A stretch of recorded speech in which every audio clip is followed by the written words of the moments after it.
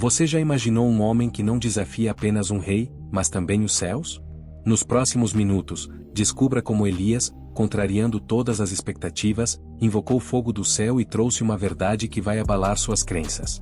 Veja como um único homem pôde mudar o curso de uma nação inteira e como isso pode transformar sua visão sobre força e fé.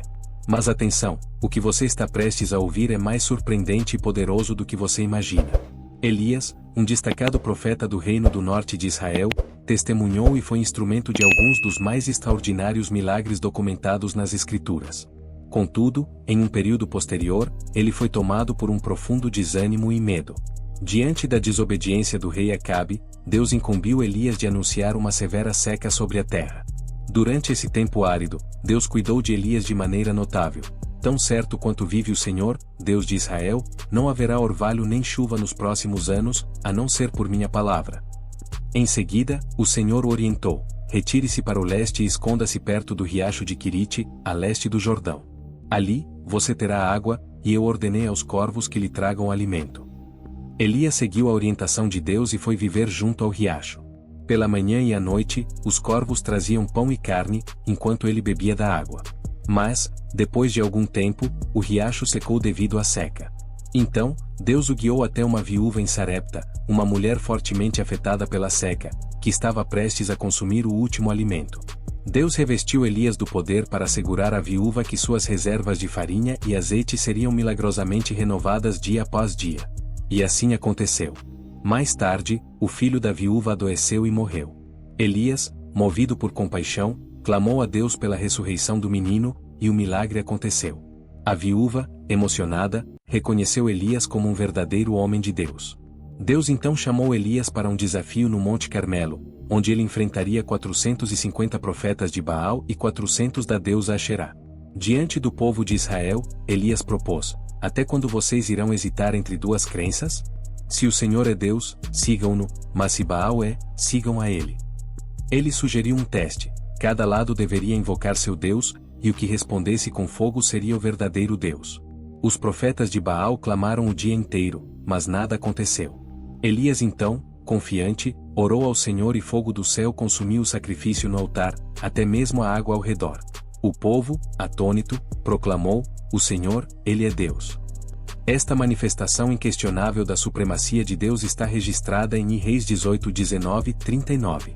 Em seguida, Elias orou pela chuva, e Deus enviou uma pequena nuvem que logo se transformou em uma grande tempestade, encerrando a seca. Mas, ao saber que Jezabel, a rainha, jurara matá-lo, Elias fugiu. Exausto, ele clamou a Deus pedindo a morte, mas um anjo o fortaleceu com alimento e bebida, que o sustentaram por 40 dias até o Monte Horebe, onde ele se refugiou em uma caverna.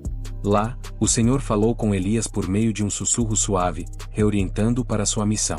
Ao final de sua vida, Elias foi levado ao céu em um redemoinho, uma demonstração do poder e da proximidade de Deus, que nos ensina que a verdadeira liderança exige coragem e a capacidade de proclamar verdades incomodas, mesmo que isso signifique solidão. Esta é uma das muitas histórias surpreendentes que você encontrará em nosso canal.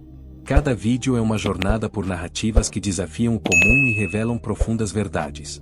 Gostou de conhecer os segredos da coragem e da fé de Elias? Imagine o que mais você pode descobrir conosco. Não perca a oportunidade de explorar mais histórias que podem transformar sua visão de mundo. Inscreva-se, ative as notificações, curta e compartilhe para não perder nenhuma de nossas incríveis jornadas. Até a próxima! Elias, mesmo após tantos eventos extraordinários, continuava com sua jornada de fé inabalável. A história nos leva a um dos momentos mais emblemáticos, o confronto com os profetas de Baal e Azerá no Monte Carmelo. Esse evento não foi apenas uma batalha espiritual, foi um divisor de águas para o povo de Israel, que se encontrava dividido entre o verdadeiro Deus e a adoração a falsos ídolos.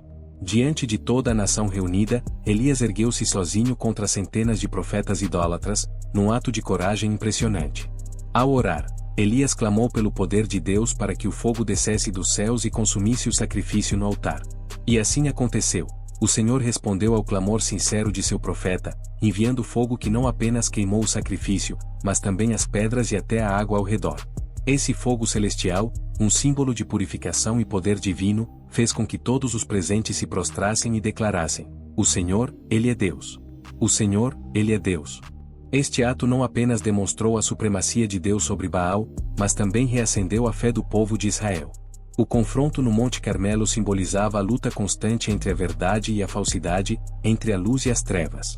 Elias, como profeta, foi a chama que reacendeu a esperança no coração do povo, mostrando que, mesmo diante de forças aparentemente invencíveis, a fé em Deus pode mover montanhas, ou, neste caso, descer fogo dos céus.